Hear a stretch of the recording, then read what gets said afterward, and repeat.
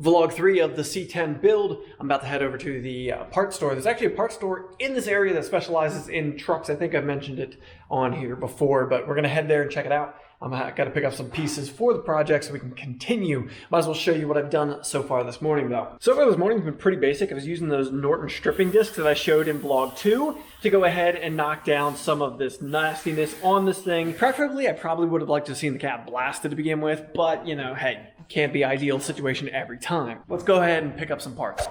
My dad's doing a work smarter, not harder kind of thing. I just wanted to highlight real quick here where working with these sawhorses on this inner fender, I asked him to clean off some of the surface rust. I built these inner fenders a couple years ago now and they've sat, so we have some surface rust on them. He's got them clamped to these horses here and it makes life so much simpler. Doing something like this allows him to get all the way around it, clean it up as he needs to. This is great for metal finishing, hammering out dents, all kinds of work. This can be a really handy, simple little task. So, okay, now let's head to the shop. Onward we go.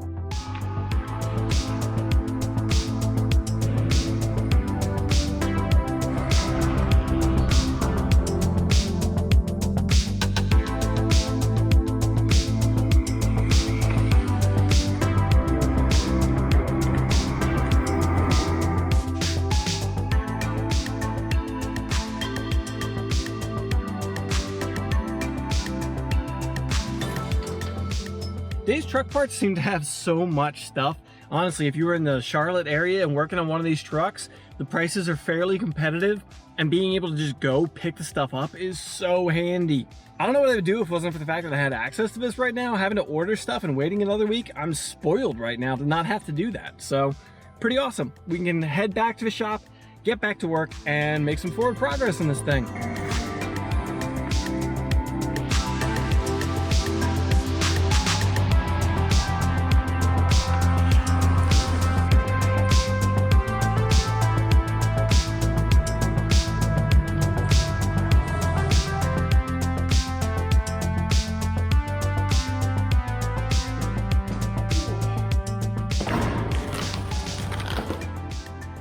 Got bumpers for the hood so we can get that all mounted up where it needs to be and locate it with the proper rubbers in place.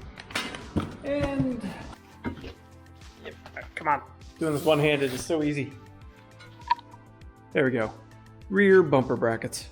One of the big things on this truck that my dad and I just can't quite decide on is neither one of us really likes the rear bumpers that come on these trucks. We both really like this body style. I purchased this truck originally, now it's my dad's. Clearly we both like this body style. But the rear bumper is just one place that neither one of us has ever really loved the design of. So we're trying to decide what to do on this truck when it comes to that. And that's why I picked up those rear brackets. My dad picked up this new front bumper. It's a painted front bumper for this truck because we were figuring on running a painted front bumper and we were trying to figure out if we could go ahead and modify this to work as also a back bumper. Well, we figured out that we almost certainly could put that on there as a back bumper. We kind of decided that it might be a little bit too much effort for the actual reward because it's one of those things where like until we cut that bumper up and make it work because it won't just fit right on there, we won't know how it looks and then you might ruin the bumper just to decide, I don't like the way that looks. That said, my dad's gonna go ahead and pick up a original rear bumper. We're just gonna run with that for now. And if later he decides he doesn't like it, he can always change up what's on there. That was Friday, now it's Sunday. We kind of called it an early day on Friday. I had some filming and editing to do, so I still had a lot of work ahead of me, but we stopped working on the truck specifically at that point.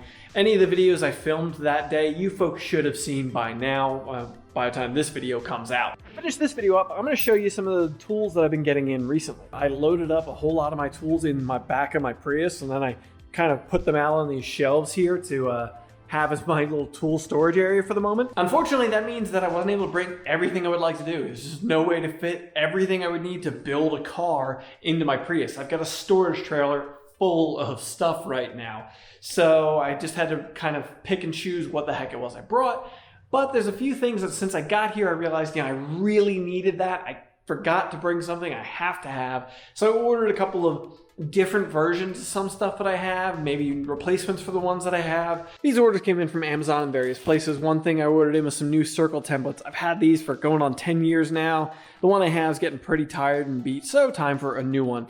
These are just super handy when I want to lay out holes or even when I'm plugging up holes. I've got a bunch of holes on the firewall of this thing that I'm going to be getting rid of, shaving them off of here. And then I can go ahead and use this, lay it out on sheet metal, and cut out my filler plugs for things like that firewall. I got the small one, and I also got the big one. In my videos, I noted I got a whole box of AN fittings from the folks at Red Horse Performance. They supplied them for this project. As such, I'm going to be doing some stainless steel hardline stuff, and I'm going to show you how I do that.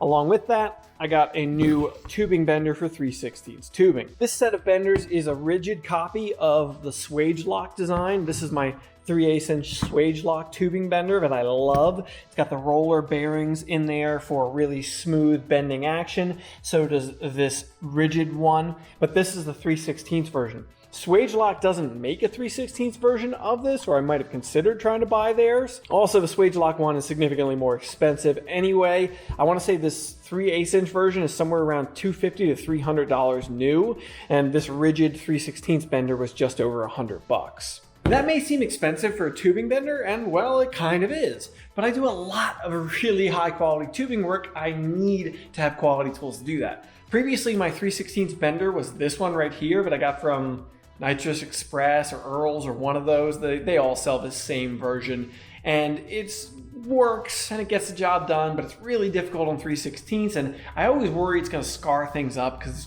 there's nothing particularly nice about the entire thing.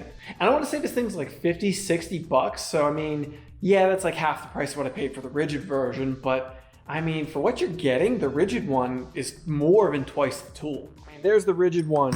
You got the comfortable grips on there. You got all the markings on this thing to go ahead and indicate where you're bending. High quality hook mechanism, got the roller bearings in there, and it's good and sizable. How sizable? There's the other one in comparison. So like, you get a lot more leverage. For stainless work, this is gonna be so much nicer. I'm really looking forward to putting this to work. I remembered to bring my hydraulic flaring toolkit. This is a really low effort way of doing flares when you're talking about double flares, bubble flares, GM, fuel disconnect connections. I really like this kit, but I've never been able to do 37-degree flares with that one because I just never had the adapters for it. That's what's inside of this box. I could have ordered up an entirely new set that had the 37-degree flare setup in there, but why spend all that money when I was able to buy these for like 60 bucks, get the adapters that I needed so I can do 37 degrees flares with my existing hydraulic flaring tool. When you're talking about fuel lines, air lines, brake lines, stuff I'm all gonna be doing on this truck, I need to do 37-degree flares. I've done a dedicated video on AN fittings you can check out up here if you haven't watched it already. Lastly, I picked up this guy here. This is a get out of there. A weird pair of pliers thing. Really though, this is a nutsert installation tool. I've done a dedicated video about how nutserts are super handy in the past. I never had one that did the larger stuff like this, which can do the 5/16, 3/8. It's definitely not the one that I would have picked. There's a hydraulic version out there, like Hammer Fab sells that one. I would really like to get my hands on one of those, and I will eventually, but this one was cheap. I want to say this was like 40 bucks. So it'll get me through this job, and I can worry about the nicer one later on when I have more projects that need something like that. There's all the adapters, and it came with a handful of nutserts and such for this little tool. Oh, one more tool. I did pick up a new set of these guys, rotor broaches. These are the Blair rotor broaches. They're basically annular cutters, if you're familiar with that type of terminology. They are really high quality cutters.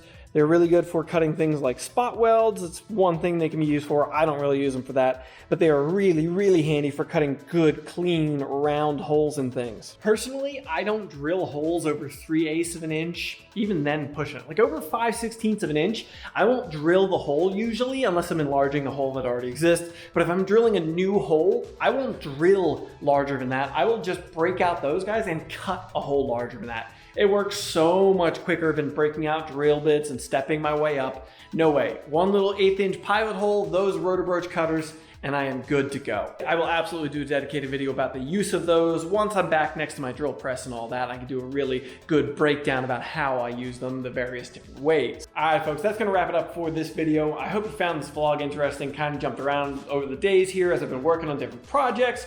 I thought that Dave's truck parts place was pretty darn interesting. If you're in the Charlotte area, within a couple hours of there is probably worth a trip if you're working on one of those project trucks for yourself. The prices, honestly, most of the prices were as good, if not better, than online pricing. I know he told my dad something along the lines of he would match basically Brothers Truck pricing, but you don't have to pay shipping. So, and I won't go into any further details, but let's just say show up with cash and you'll save a little bit too. And of course that little tool haul, I thought that would just round out this video pretty nicely. All right folks, I hope you found this video interesting. If you did, please go ahead and drop it a like. Let me know in the comments down below. What do you think of Dave's truck parts? Do you wish you had a place like that around you? Or what about the tools that I just showed you? Anything there pique your interest? There'll be links in the description down below to all that stuff if it does. Go ahead and subscribe to keep up to date with all the Hot Rod Hippie content. Thanks for coming around to the C10 Build vlog.